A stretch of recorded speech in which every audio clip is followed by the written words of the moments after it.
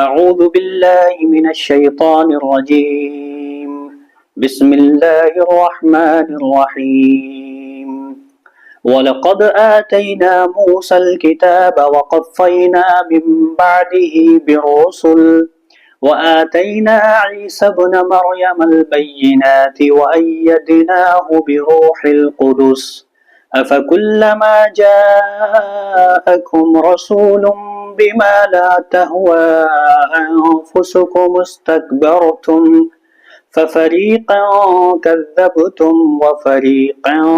تقتلون صدق اللہ العلی العظیم۔ اس سے پہلے ہم لوگوں نے 10 رکوع تک کا ترجمہ پڑھا تھا۔ آج سے 11ویں رکوع کا آغاز ہو رہا ہے، اور یقیناً ہم نے موسیٰ کو کتاب دی اور ان کے بعد یکے بعد دیگرے رسول بھیجے، اور ہم نے عیسیٰ ابن مریم کو کھلی نشانیاں دی اور ان کی تائید روح القدس کے ذریعے کرائی۔ افکلما جاءکم رسول بما لا تہوى انفسکم استکبرتم،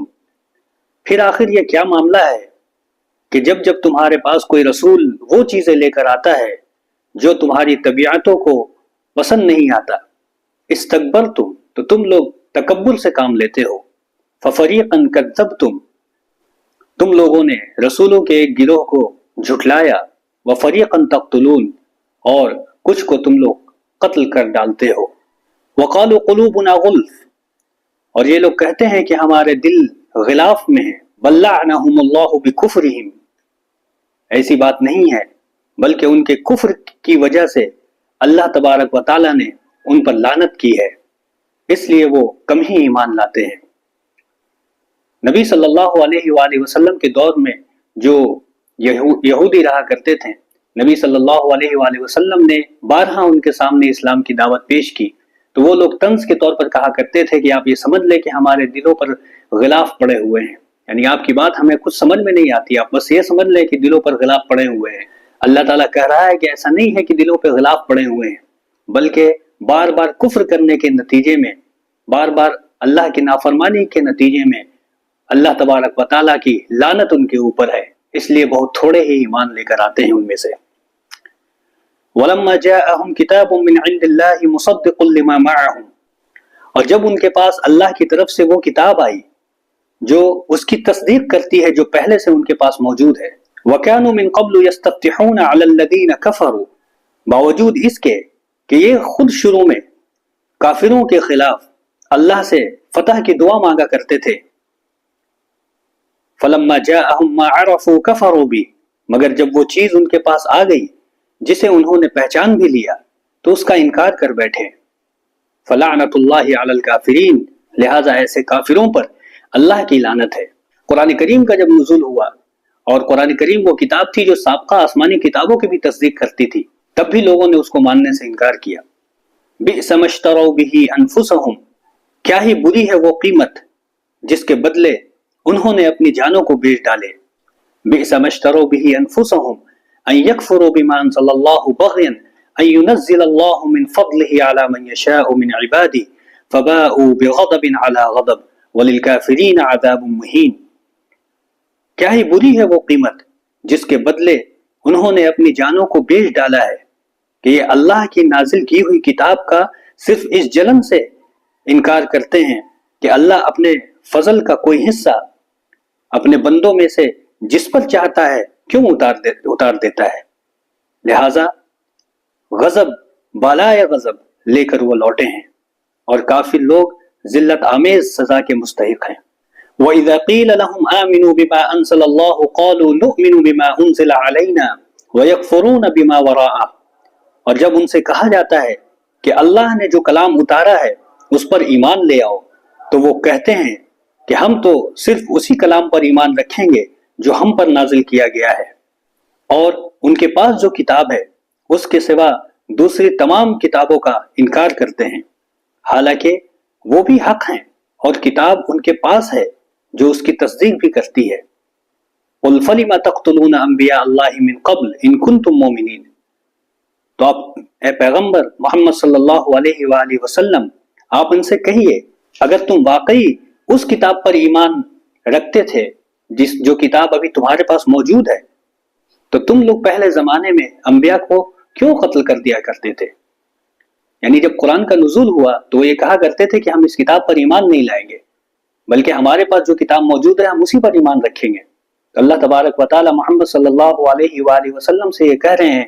کہ آپ ان سے پوچھیں کہ اگر واقعی تم اس کتاب پر ایمان رکھنے والے ہو جو کتاب پہلے سے تمہارے پاس موجود ہے، تو تم نے اس سے پہلے بہت سے انبیاء کو قتل کیوں کر ڈالا؟ یعنی تمہارے جو آبا و اجداد گزرے ہیں انہوں نے بہت سے انبیاء کی تکذیب کی ہے اور بہت سے انبیاء کو قتل کر ڈالا ہے۔ اگر واقعی تم لوگوں کا ایمان اپنی آسمانی کتاب پر تھا تو تم لوگوں نے ایسا کیوں کیا؟ وَلَقَدْ جَاءَكُم مُوسَى بِالْبَيِّنَاتِ ثُمَّ اتَّخَذْتُمُ الْعِجْلَ مِن بَعْدِهِ وَأَنْتُمْ ظَالِمُونَ،